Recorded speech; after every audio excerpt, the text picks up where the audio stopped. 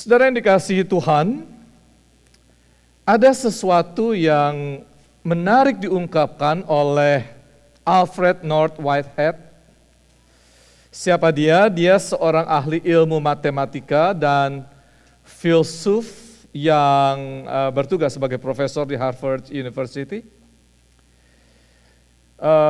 di Boston, saudara. Dan menarik karena ia berpendapat bahwa seluruh upaya ilmiah dari dunia barat itu bertumpu pada keyakinan bahwa sains pasti akan menemukan hal yang mendasari segala sesuatu yang menuju pada keteraturan, bukan kekacauan. Jadi pandangannya sebagai seorang ilmuwan ini sangat optimis, ya. Sedangkan kaum animis menurutnya justru takut menyelidiki dunia yang dipenuhi dengan setan atau roh yang berujung pada kekacauan. Nah, saudara, menurut Alfred Whitehead, kebanyakan para ilmuwan barat yang suka membedah, menyelidiki, mengeksplorasi sampai ke kedalaman atom, menemukan dan meyakini bahwa ada sesuatu yang membuat segala sesuatu itu teratur dan terorganisir. Dan menariknya, saudara, walaupun ia seorang ilmuwan, ia mengatakan bahwa dalam konsep teologis logos atau firman atau akal budi atau pikiran Tuhan, itulah yang menyatukan segala sesuatu. Mengapa segala sesuatu koheren dan menyatu? Karena logos, firman, atau roh Tuhan yang sering disebut juga sebagai sistem hukum alam yang menyatukan semuanya. Nah, saudara yang dikasihi Tuhan, dalam bahasa Alkitab dijelaskan secara sederhana tetapi mendasar oleh Paulus di dalam Kolose 1 ayat 16-17, saya bacakan saudara dalam bahasa Indonesia. Karena di dalam Dialah telah diciptakan segala sesuatu yang ada di sorga dan yang ada di bumi, yang kelihatan dan yang tidak kelihatan, baik singgasana maupun kerajaan, baik pemerintah maupun penguasa, segala sesuatu diciptakan oleh Dia dan untuk Dia. Di ayat 17, Ia ada terlebih dahulu dari segala sesuatu dan segala sesuatu ada di dalam Dia. Di dalam Sang Logos, firman yang menjadi manusia itu. Nah, sudah dikasih Tuhan, jadi sejak semula ketika Tuhan menciptakan dunia ini, ide dasarnya adalah penataan. Dari yang kacau balau menjadi teratur. Pada mulanya Allah menciptakan langit dan bumi, bumi belum berbentuk dan kosong. Nah, saudara, chaos, tohu wabohu, gelap gulita menutupi samudra raya dan roh Allah melayang-layang di atas permukaan air. Lalu berfirmanlah Allah, maka proses penciptaan atau penataan itu terjadi. Dan yang menarik saudara-saudara, lantas dunia menaatinya. Sehingga setelah 6 hari lamanya proses penciptaan itu dilakukan, maka di dalam Kejadian 1 ayat 31 dituliskan di sana, Allah melihat segala yang dijadikannya itu sungguh amat baik. Indah, teratur, enak dipandang dan menyenangkan. Saudara, saya ingin mengajak saudara untuk membayangkan dan coba saudara merasakan perbedaannya. Pertama, coba saudara bayangkan dan rasakan manakala saudara sedang menikmati taman yang indah. pohon-pohon tumbuh subur, berbunga. Air terjun yang memercikkan butiran-butiran air, yang menciptakan warna pelangi, dan gemericik air sungai yang mengalir. Burung-burung berkicau. Sesekali ada suara hewan. Saudara-saudara, coba bayangkan kita ada di sana. Apa yang saudara rasakan? Ada perasaan damai, tentram, bukan? Ada perasaan seperti itu. Kalau saudara ada di sana, wah, segala sesuatunya indah, tertata, teratur. Tapi yang berikutnya saudara coba bayangkan dan rasakan bagaimana saat Anda berada di sebuah kota yang hancur, asap tebal membumbung setelah bom meledak, api besar masih membakar gedung-gedung, mayat manusia dan hewan bergelimpangan, suara tangisan meraung di mana-mana ditambah dengan suara sirine kencang memekakkan telinga, bau busuk bertebaran, suhu panas, haus, kelaparan merebak. Ini suasana kacau balau dan menyedihkan, bukan? Dan kalau saudara disuruh memilih, saya pastikan bahwa saudara ingin menikmati untuk berada dalam gambaran yang pertama. Teratur, indah, dikelilingi oleh orang-orang yang kita cintai. Dan saudara, proses menuju kepada kedamaian ini membutuhkan ketaatan. Ketaatan kita pada Sang Firman. Sekali lagi saya mau tekankan, saudara, jika saudara mau keluar dari keadaan yang kacau balau, chaos, maka saudara perlu mendengar dan menaati Sang Firman yang menuntun dan yang dengan kuasanya mengatur. Ya saudara, tapi kita perlu sadari bahwa proses itu tidak otomatis berlangsung tanpa hambatan.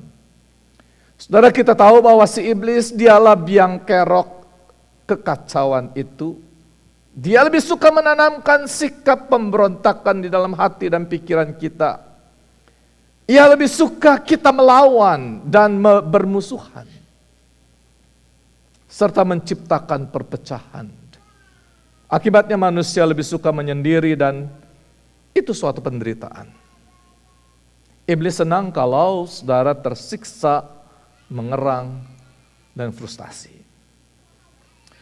Nah, saudara dikasihi Tuhan, mari kita beralih pada apa yang kita baca hari ini, 1 Korintus 14 ayat 26-40.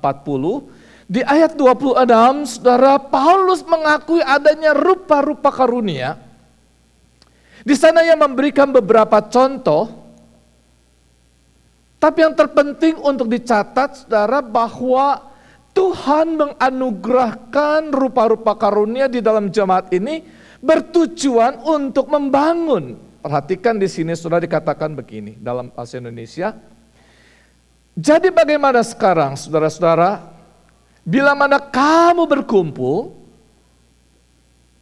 hendaklah tiap-tiap orang mempersembahkan sesuatu. Yang seorang mazmur, yang lain pengajaran atau penyataan Allah, atau karunia bahasa roh, atau karunia untuk menafsirkan bahasa roh. Tetapi semuanya itu harus dipergunakan untuk membangun. Sekali lagi Paulus menegaskan bahwa semua karunia itu harus dipergunakan untuk membangun. Karena itu di dalam perikop ini Paulus mulai memberikan beberapa catatan yang tujuannya adalah supaya ibadah itu dapat berlangsung secara teratur. Orderly worship. Karena ia percaya bahwa di dalam keteraturan itulah maka suatu pembangunan tubuh Kristus akan terjadi. Sebaliknya jika suatu ibadah berlangsung tanpa keteraturan, maka di sana akan terjadi kekacauan yang bisa mengarah pada perpecahan. Nah, saudara yang dikasihi Tuhan, dalam perenungan kita hari ini ada 5 kata kunci yang akan saya sampaikan sebagai landasan untuk bagaimana menata suatu ibadah yang teratur atau orderly worship. Kata yang pertama, saudara, intentionality. Saudara yang dikasihi Tuhan, ibadah bukanlah sesuatu yang terjadi kebetulan, melainkan sesuatu yang dengan sengaja sehingga butuh perencanaan dan persiapan. Intentionally. Kita diperintahkan untuk tidak mengabaikan pertemuan-pertemuan rohani. Di dalam Ibrani 10 ayat 25, sudah dikatakan di sana, janganlah kita menjauhkan diri dari pertemuan-pertemuan ibadah kita seperti dibiasakan oleh beberapa orang, tetapi marilah kita saling menasihati dan semakin giat melakukannya menjelang hari Tuhan yang mendekat. Jadi saudara, pertemuan ibadah itu sangat penting dan merupakan kebutuhan setiap orang percaya. Dan ini harus dilakukan dengan intentional, yang direncanakan dan dipersiapkan. Mengapa saudara? Karena kita tahu bahwa pertumbuhan itu datang melalui hubungan atau persekutuan dengan saudara-saudara seiman di dalam Yesus Kristus. Saudara, bagi mereka yang aktif terlibat di dalam pelayanan ibadah, seperti worship leader, pemusik, singer, media, pembicara, tentu saudara sangat memahami bahwa suatu ibadah itu harus dengan sengaja direncanakan, dipersiapkan, bukan? Dan itu tidak mudah. Perlu keseriusan dan kesungguhan hati dalam mempersiapkannya. Karena itu, saudara, saya bersyukur kepada mereka yang selama ini dengan tekun, setia mempersiapkannya dan melayani di dalam ibadah, saudara. Nah, saya ingin saudara kasih applause untuk mereka, untuk worship service, untuk singer, untuk musician, media, Sunday school teacher, semua saudara terlibat dan mereka mempersiapkan dengan sengaja, merencanakan dan sebagainya. Dan kita perlu selalu doakan supaya Tuhan mencurahkan berkat buat mereka yang telah berjerih payah dalam pelayanan khusus ini, saudara. Saudara yang dikasihi Tuhan, soal intentionally ini ternyata bukan hanya berlaku bagi mereka yang bertugas saja, saudara. Tapi setiap orang yang mau beribadah maka harus ada niat, ada intention di dalam hatinya bahwa ia akan datang untuk menyembah, memuji Tuhan, mengalami persekutuan dengan Tuhan dan sesama. Dan untuk itu setiap orang yang akan beribadah perlu mempersiapkan dirinya masing-masing. Minta supaya Roh Kudus bekerja di dalam diri saudara dan kita bisa fokus datang berbakti kepada Tuhan.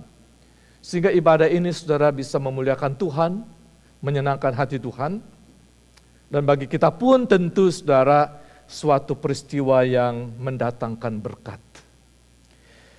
Paulus menulis, jadi bagaimana sekarang saudara-saudara? Bila mana kamu berkumpul, when you come together. Ketika Paulus memulainya dengan mengatakan demikian, saudara, maka itu berarti ada sesuatu yang penting. Kita berkumpul sebagai sesama saudara seiman, anggota keluarga Allah. Ketika ada orang yang mengatakan, ngapain sih kita mesti susah-susah datang ke gereja, mandi dulu, siapkan baju yang rapi, dandan, keluarkan mobil, nyetir beberapa mile dan sebagainya. Aduh, repot. Yang penting kita percaya pada Tuhan dan selalu berbuat baik. Tidak harus berkumpul selalu di gereja. Apalagi di gereja seringkali orang suka bergosip, dan terlalu usil dengan urusan orang lain. Saudara, orang yang demikian sebenarnya ia tidak menyadari bahwa dia telah kehilangan momen yang sifatnya suatu persekutuan bersama untuk menerima pertumbuhan. Karena di dalamnya terjadi suatu relasi. Ada saling menasihati, saling mendoakan, saling melayani dalam kitab Ibrani tadi. Di dalamnya terjadi suatu relasi yang dinyatakan bukan hanya dengan kata-kata melainkan dengan perbuatan. Ibadah Kristiani di dalam gereja sebenarnya adalah, saudara, suatu perayaan untuk mengingat selalu akan kebaikan Tuhan di dalam Yesus Kristus yang telah mati, bangkit, sehingga setiap orang percaya memperoleh pengharapan, saudara. Amin. Saudara, memang perlu saya akui bahwa dalam beberapa pengalaman rohani saya yang paling penting dalam relasi saya dengan Tuhan justru terjadi di saat saya seorang diri dalam keheningan. Terpisah dari orang-orang lain. Ya, ini disebut bersekutu dengan Tuhan secara pribadi atau in the solitary place.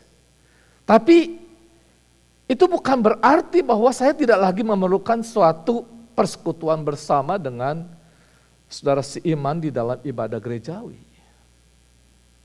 Dan kalaupun kita membutuhkan saat-saat hening seorang diri saja, ternyata itu pun membutuhkan apa yang disebut dengan intentionality.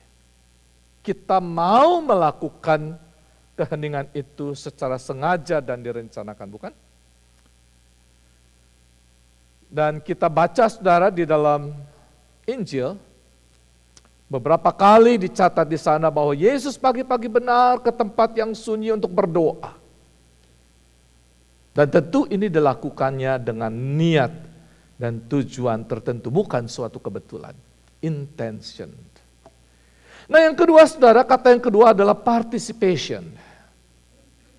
Saudara perhatikan di ayat 26 tadi, Paulus mengatakan bahwa bila kamu berkumpul, hendaklah tiap-tiap orang mempersembahkan sesuatu. Yang seorang mazmur, yang lain pengajaran dan sebagainya. Dan di pasal 12 telah dijabarkan di sana rupa-rupa karunia. Jadi kepada setiap orang percaya sesungguhnya Tuhan telah menganugerahkan karunia-Nya masing-masing. Tidak ada orang yang lahir di dunia ini tanpa karunia apapun. Tidak ada, dan saudara perlu mengenali karunia yang ada pada saudara dan mengembangkannya. Memang saudara pada awalnya karunia itu hanya bisa dinikmati untuk diri kita saja.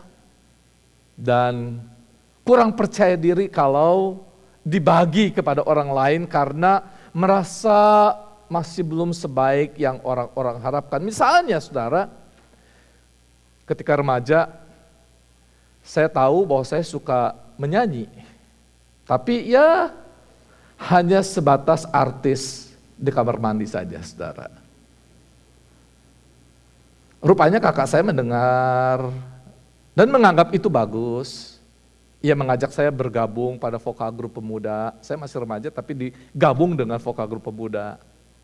Mulai lebih berani, teknik menyanyi sedikit dikembangkan. Mulai diajarkan cara menyanyi dengan suara harmoni dan sebagainya. Ternyata itu tahapan yang Tuhan persiapkan agar saya bisa melayani Tuhan di gereja dalam lingkup yang lebih luas. Saudara, ada banyak pelayanan yang terbuka di gereja yang membutuhkan yang namanya partisipasi saudara-saudara. Khususnya dalam ibadah, mengajar anak-anak sekolah minggu. Dan yang tidak kalah pentingnya adalah urusan di dapur, saudara. Setelah kita berbakti memuji Tuhan dan diisi dengan firman Tuhan, tentu kita juga membutuhkan makanan jasmani. dan bersosialisasi dengan saudara-saudara seiman, bukan? Saudara bisa share apa yang menjadi passion saudara. Saudara juga bisa share apa yang menjadi talenta saudara. Kalau masih belum percaya diri dan belum dikembangkan, mari kita lakukan bersama. Saya akan selalu bersedia berbagi ilmu dan pengalaman agar kita semua bisa bertumbuh dan berpartisipasi dalam kehidupan gereja Tuhan. Nah, saudara yang dikasihi Tuhan, betapa indahnya kalau setiap orang dapat berpartisipasi dalam kehidupan bergereja ini. Supaya dengan cara itu jangan ada orang yang merasa kelelahan, burn out, karena melakukan segala hal di satu sisi. Namun di sisi lain ada orang-orang yang hanya menjadi penonton saja. Juga jangan merasa bahwa usia saya sudah terlalu tua untuk ikut melayani. Tidak, saudara. Tentu saudara masih ingat ketika kita merayakan Paskah, bukan? Itu momen yang luar biasa, saudara, karena kelompok senior juga berpartisipasi dalam melayani. Mengisi acara yang luar biasa, puji Tuhan. Jadi saudara, poin yang kedua dalam orderly worship adalah adanya kesediaan tiap anggota jemaat berpartisipasi dalam pelayanan. Yang ketiga saudara, adalah kata edification atau building up. Apa yang dimaksud dengan ini saudara? Paulus menuliskan di ayat 26 tadi itu, tetapi semuanya itu harus dipergunakan untuk membangun, to build up the church.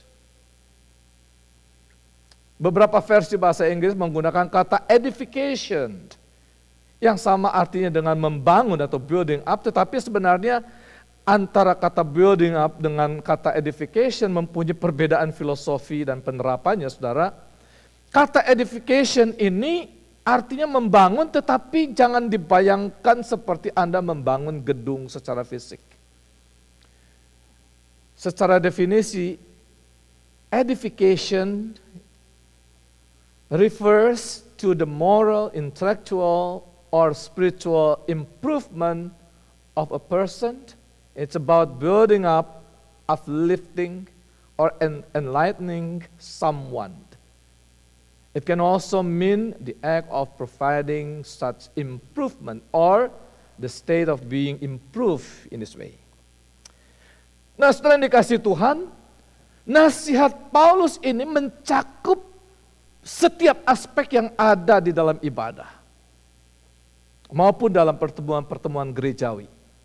Pertemuan gerejawi itu bisa seperti congregational meeting atau kegiatan di park begitu ya. Itu pertemuan gerejawi. Saling membangun.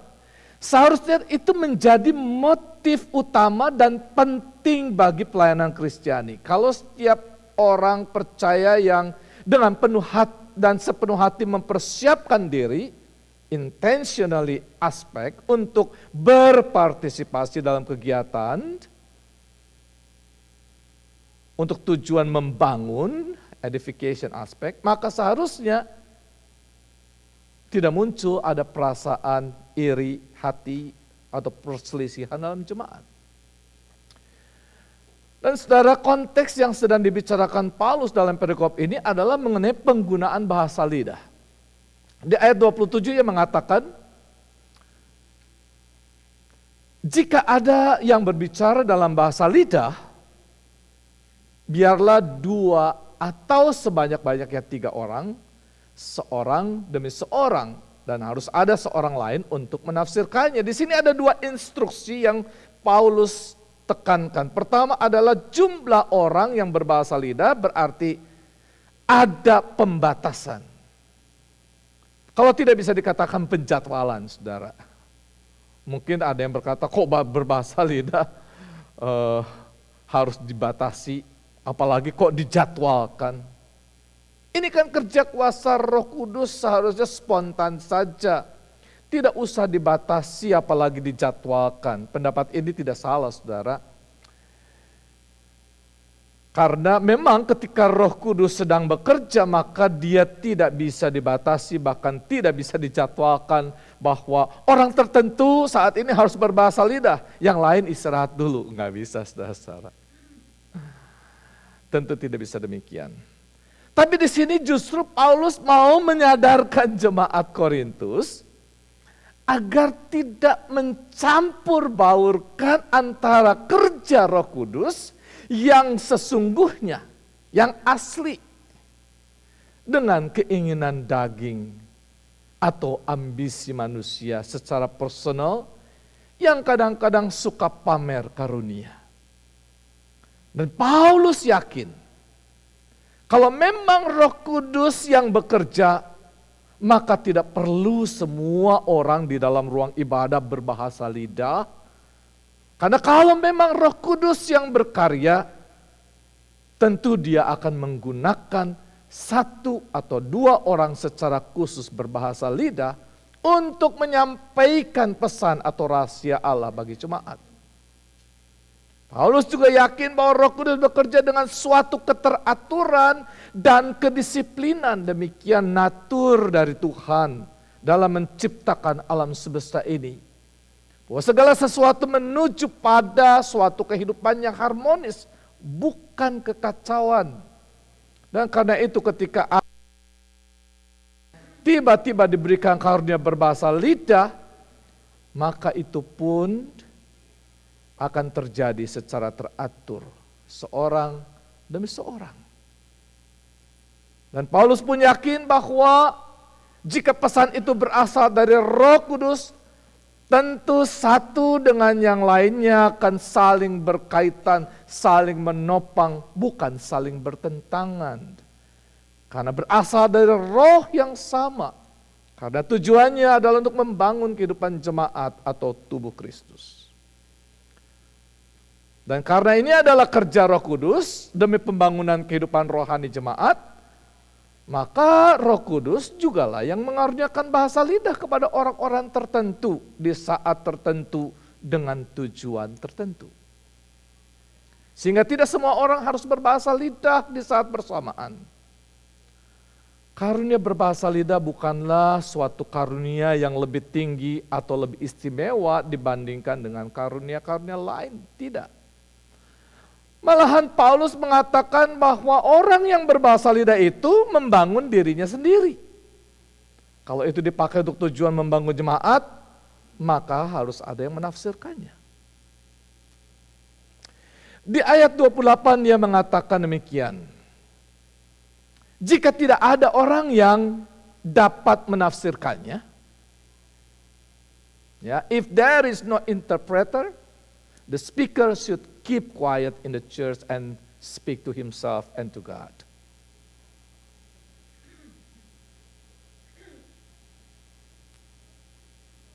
Ya saudara, jadi kalau tidak ada yang menginterpretasikannya, menafsirkannya, lebih baik berdiam diri saja, berbicara pada diri sendiri atau dengan Tuhan. Tujuannya apa saudara? Supaya tidak ada kekacauan. Nah saudara yang dikasihi Tuhan, karena itu di kata keempat adalah understandability, dapat dimengerti. Jadi saudara di dalam pertemuan bersama, entah dalam bentuk ibadah formal maupun pertemuan-pertemuan gerejawi lainnya, maka pergunakanlah bahasa yang dapat dimengerti oleh semua orang. Dan itu sangat penting, sebab tujuannya adalah untuk membangun jemaat, bukan?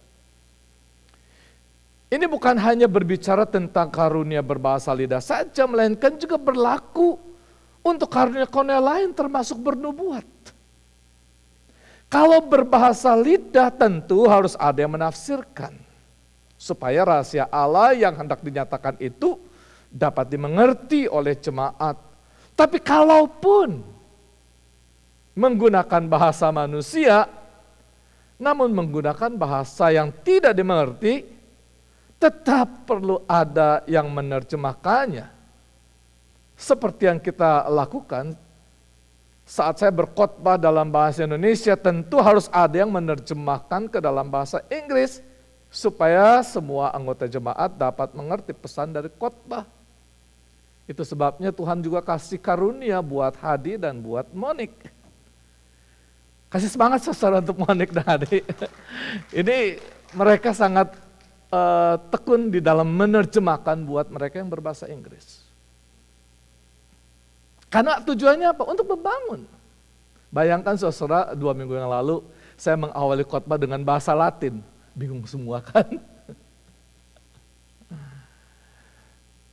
Persoalan mengenai understandability bukan hanya mencakup penggunaan bahasa dan penerjemahannya saja, tetapi juga berkenaan dengan kesenjangan sosial dan budaya. Misalnya, sebagai orang dewasa, tentu kita tidak bisa berbicara kepada anak-anak dengan menggunakan kosakata yang biasa dipakai oleh orang dewasa, bukan?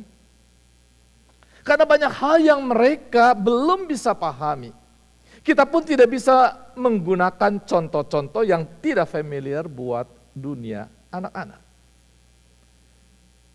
Demikian juga saudara, perbedaan budaya seringkali bisa menjadi penghambat dalam penyampaian pesan. Saudara, minggu lalu sesudah ibadah, saya ngobrol dengan James Duell di lobi. Diskusi lanjut tentang khotbah minggu lalu, saudara, mengenai kisah Mary Jones. Ya. Dia mengungkapkan kekagumannya terhadap apa yang telah dilakukan oleh Mary Jones. Sampai-sampai apa yang dilakukan Mary Jones untuk mendapatkan Alkitab itu menginspirasi Pastor David dan Pastor Thomas Charles untuk mendapatkan Alkitab itu. Dia mendirikan British and Foreign Bible Society dan telah memberkati miliaran orang di dunia ini melalui penerjemahan dan pendistribusian Alkitab di seluruh dunia. Lalu ada percakapan yang menarik saudara dengan James, bahwa memang tidak mudah untuk menerjemahkan suatu pesan dari satu bahasa ke bahasa lain. Karena boleh jadi adanya keterbatasan kosakata dalam bahasa tertentu. Sehingga tidak bisa diterjemahkan secara persis. Lalu dia memberi contoh, saudara, bahwa saya juga baru tahu, saudara, di dalam bahasa Yunani itu tidak ada kata biru atau merah, saudara. Jadi ketika mereka mau mengatakan warna tersebut, maka menggunakan penjelasan. Misalkan untuk mengatakan warna biru, warna baju biru muda, misalkannya baju biru muda, maka cara mengungkapkannya seperti ini. Wah, warna bajunya cerah menyejukkan seperti langit di pagi hari tanpa awan. Jadi maksudnya, oh kira-kira begitulah warnanya. Dengan suatu gambaran. Begitu juga kalau mau mengatakan baju berwarna merah tua, nggak ada tuh mereka kenal kata marun gitu, nggak ada. Maka cara mengungkapkannya, wah warna bajunya begitu anggun dan gagah seperti darah segar mengalir. Jadi orang, oh darah, jadi warnanya seperti darah begitu. Jadi nggak punya kata itu. Nah, belum lagi adanya perbedaan zaman, saudara. Kita tahu bahwa Alkitab ditulis oleh lebih dari 40 orang yang berasal dari zaman yang berbeda-beda, di mana masing-masing memiliki horizon konteks yang perlu dipahami lebih dulu sebelum pesannya disampaikan kepada kita yang hidup 2000 bahkan 3000 tahun kemudian. Maka dibutuhkan yang namanya hermeneutik.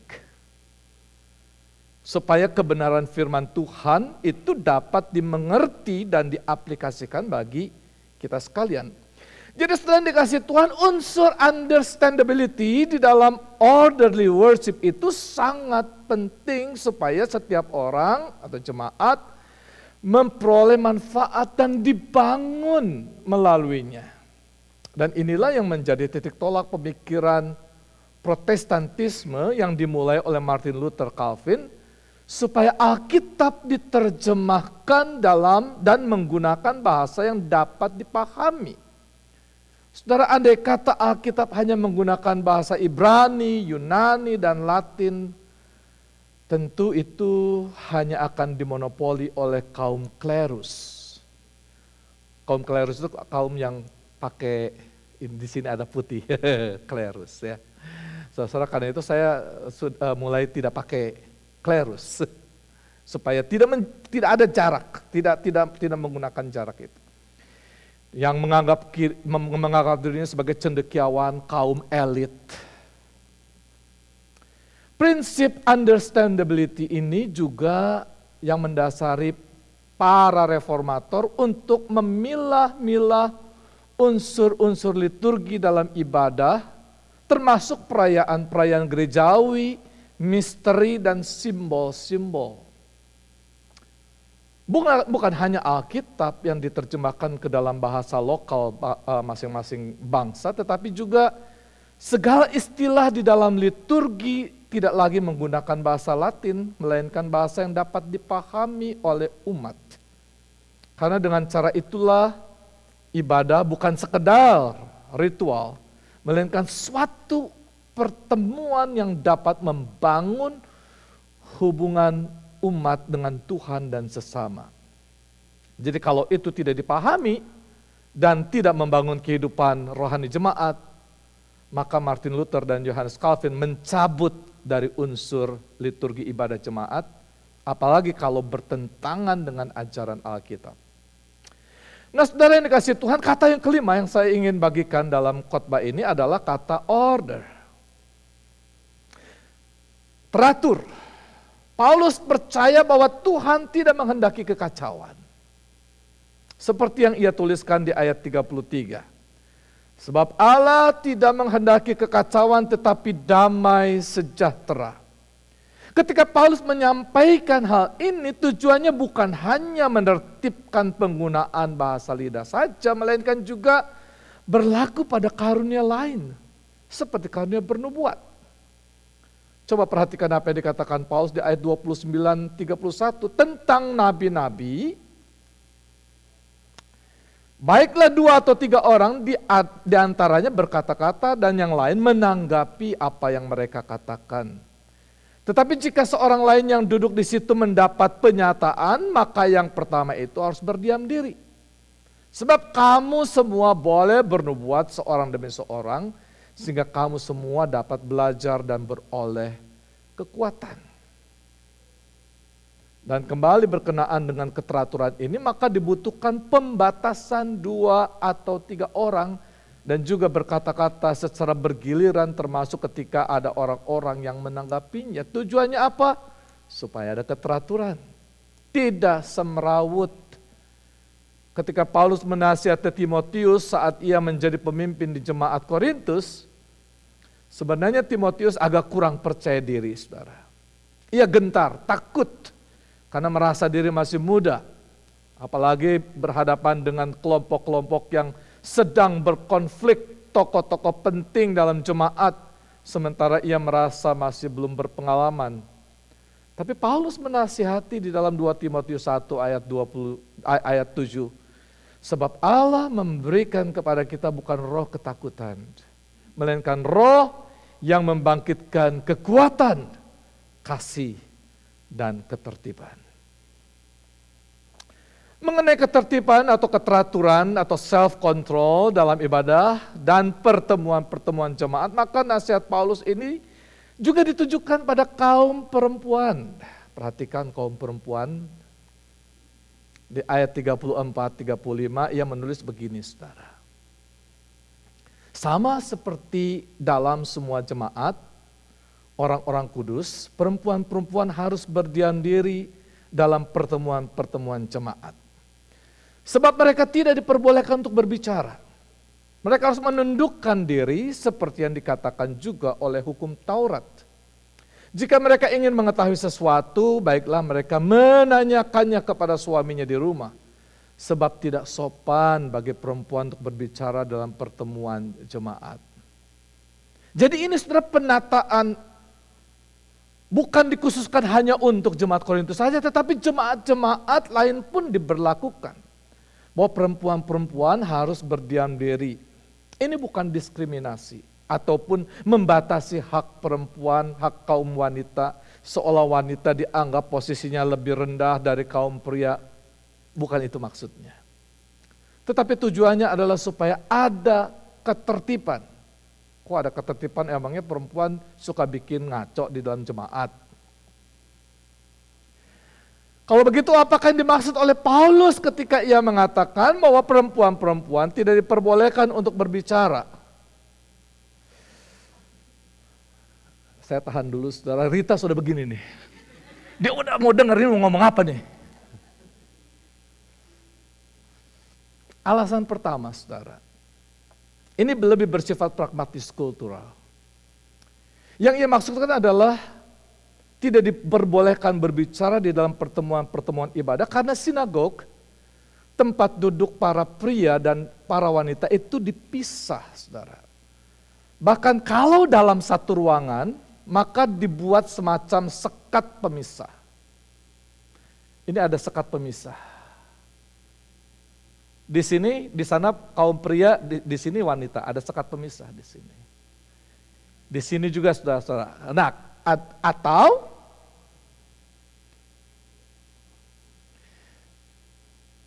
biasanya kaum pria duduk lebih dekat dengan orang yang memimpin ibadah, sedangkan kaum wanita di bagian belakang atau kadang-kadang di atas soto rumah. Di sini duduknya. Jadi pria di bawah sini, yang wanita di atas sini. Di sini. Mungkin istilah sekarang balkon kali ya. Tapi pada saat itu soto rumah itu bukan balkon, kadang-kadang itu hanya tempat di atas saja, tidak ada atapnya. Itu soto rumah. Akibatnya saudara, para perempuan kurang bisa mendengar percakapan secara jelas. Sering apa yang disampaikan oleh pengkhotbah terdengar samar. Demikian sebaliknya, ketika mereka berbicara pun tidak dapat didengar dengan jelas, terlebih kalau suara perempuan terdengar kecil, maka sulit untuk didengar oleh mereka yang duduk di ruang bawah atau di bagian depan. Maklum saudara, pada saat itu belum ada mikrofon atau loudspeaker. Tapi kalau perempuan harus berbicara keras, berteriak supaya bisa didengar, maka ini pun dianggap tidak sopan dan terkesan sedang marah-marah. Sedangkan suara pria justru harus lantang dan keras, apalagi kalau ia biasa berpidato. Karena itu di ayat 35 Paulus mengatakan, jika mereka ingin mengetahui sesuatu, baiklah mereka menanyakannya kepada suaminya di rumah. Sebab tidak sopan bagi perempuan untuk berbicara dalam pertemuan jemaat. Jadi karena kondisi pragmatis kultural ini. Tapi yang kedua saudara, yang dimaksud Paulus lebih bersifat teologis, yaitu berkenaan dengan otoritas dalam keluarga. Paulus memberikan landasan di ayat 34 demikian. Mereka harus menundukkan diri seperti yang dikatakan juga oleh hukum Taurat. Hukum Taurat yang mana yang dimaksudkan oleh Paulus? Di sini ia tidak sedang berbicara tentang landasan hukum Taurat, bahwa perempuan tidak diperbolehkan berbicara di dalam pertemuan, bukan itu. Melainkan landasan hukum Taurat mengenai otoritas laki-laki sebagai suami dan kepala dalam keluarga. Dan hukum Taurat yang dimaksud adalah Kejadian 3 ayat 16 sebagai perkataan Tuhan kepada Hawa, firman-Nya kepada perempuan itu, aku akan melipat gandakan susah payahmu waktu hamil, dengan kesakitan engkau akan melahirkan anak, hasratmu tertuju pada suamimu, tetapi ia akan berkuasa atasmu. Jadi dalam rangka keteraturan dalam ibadah, maka hendaklah kaum perempuan menyuarakan isi hati dan pendapatnya melalui suaminya sebagai kepala keluarga. Dan suami harus memancarkan wibawa Tuhan di dalam mengatur kehidupan keluarga. Karena itu ia harus mendengar dan memahami sungguh-sungguh isi dari firman Tuhan, supaya ia dapat berperan sebagai imam di tengah keluarga. Sedangkan alasan ketiga, saudara, yang dikemukakan oleh beberapa penafsir lebih bersifat psikologis kaum wanita daripada alasan teologis. Secara psikologis kaum perempuan lebih mengedepankan aspek emosional daripada rasional pada umumnya, tapi tentu ada pengecualian. Di dalam mengemukakan pendapat, sementara di dalam pertemuan-pertemuan jemaat dibutuhkan ketenangan hati dan mendengarkan suara Tuhan, supaya suatu pembicaraan atau keputusan benar-benar didasarkan pada hikmat ilahi problem solving. Tampaknya di jemaat Korintus seringkali terjadi provokasi yang bersifat emosional, yang lebih banyak dipengaruhi oleh kaum wanita, sehingga menimbulkan suasana yang semakin tegang dan bisa mengarah pada perpecahan. Karena itu Paulus menasihati mereka agar berbicara di rumah saja dan kemukakan pendapatnya kepada suaminya, yang kemudian dapat mempertimbangkan dan bila dianggap bijaksana dapat kemudian disampaikan dalam pertemuan jemaat dengan lebih teratur. Nah, setelah dikasih Tuhan,